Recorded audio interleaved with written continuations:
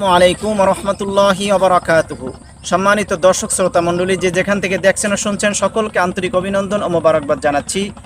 আজকে চলে আসলাম আমরা হোসনাবাদ সাহেবের চর। এটা হোসনাবাদ সাহেবের চরের নদীর কিনারায়, হোসনাবাদ লঞ্চঘাট থেকে একটু সামান্য দূরে একেবারে নদীর কিনারে আমরা চলে আসলাম ঘুরতে। আপনারা দেখতে পাচ্ছেন আমাদের পাশে আড়িয়াল খার নদী।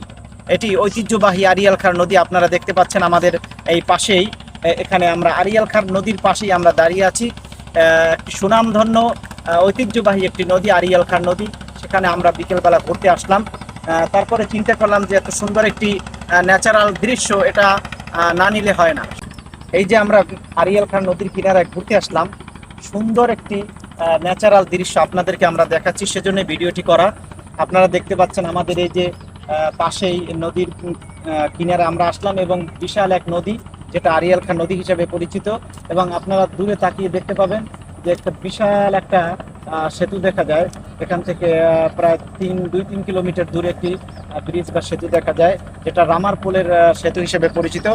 আপনারা দেখতে পাচ্ছেন। তো সম্মানিত দর্শক শ্রোতা মণ্ডলী, অত্যন্ত সুন্দর মনোরম একটি দৃশ্য আপনারা আসলে দেখতে পারবেন। নদীর কিনারা এমনিতেই ভালো লাগে, ভালো লাগার একটি দৃশ্য, সেটা হলো নদীর কিনারা। কারোর যদি মন খারাপ থাকে, মন মানসিকতা যদি খারাপ থাকে, তাহলে আপনারা নদীর কিনারায় ঘুরতে আসবেন। নদীর কিনারায় ঘুরতে আসা মানেই মন ভালো হয়ে যাওয়া। সেজন্য আমি আপনাদেরকে সাজেস্ট করব যে আপনারা নদীর কিনারায় ঘুরতে আসবেন। মন যদি খারাপ হয়ে যায় তাহলে মন সুস্থ হয়ে যাবে, মানসিকতা সুস্থ হয়ে যাবে, মেন্টালিটি পরিপূর্ণ সুস্থ হয়ে যাবে। সেজন্য আপনারা এখানে আসবেন। আল্লাহ রাব্বুল আলামিন বলেন যে সিরু ফিল আরদি ফানজুরু কাইফা কানা আকিবাতুল মুকাজ্জিবিন। তোমরা বেশি বেশি করে ভ্রমণ করো। বেশি করে যদি তোমরা ভ্রমণ করো, তাহলে তোমরা পৃথিবীর দৃশ্যগুলো দেখতে পারবে, তাহলে তোমরা আল্লাহ রাব্বুল আলামিনের সৃষ্টি জগৎ দেখতে পারবে।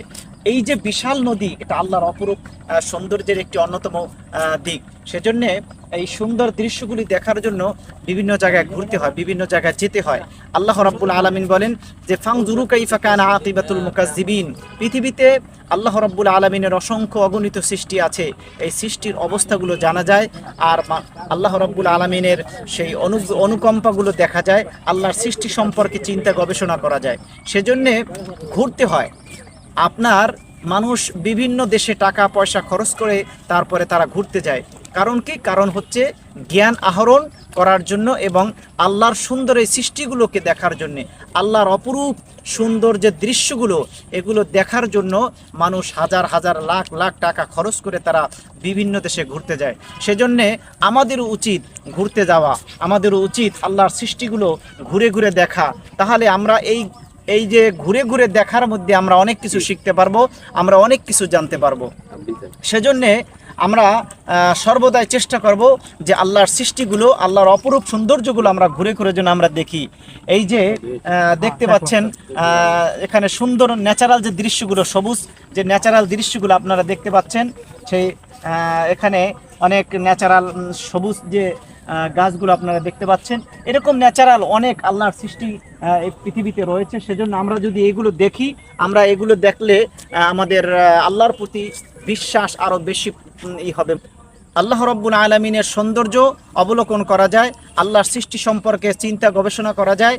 এতে করে আল্লাহর প্রতি ইমান আরও মজবুত হয়, ইমান আরও প্রখর হয়। সেজন্য আসুন আমরা আল্লাহ রাব্বুল আলামিনের সৃষ্টি নিয়ে চিন্তা গবেষণা করি, আল্লাহ রাব্বুল আলামিনের ভালোবাসা নিয়ে দুনিয়ার থেকে বিদায় হই। আল্লাহ রাব্বুল আলামিন আমাদের সবাইকে আল্লাহর সৃষ্টি সম্পর্কে চিন্তা গবেষণা করার মতন তৌফিক আমাদের সবাইকে দান করুক। আমিন। আসসালামু আলাইকুম ওয়া রাহমাতুল্লাহি তাআলা ওয়া বারাকাতুহু।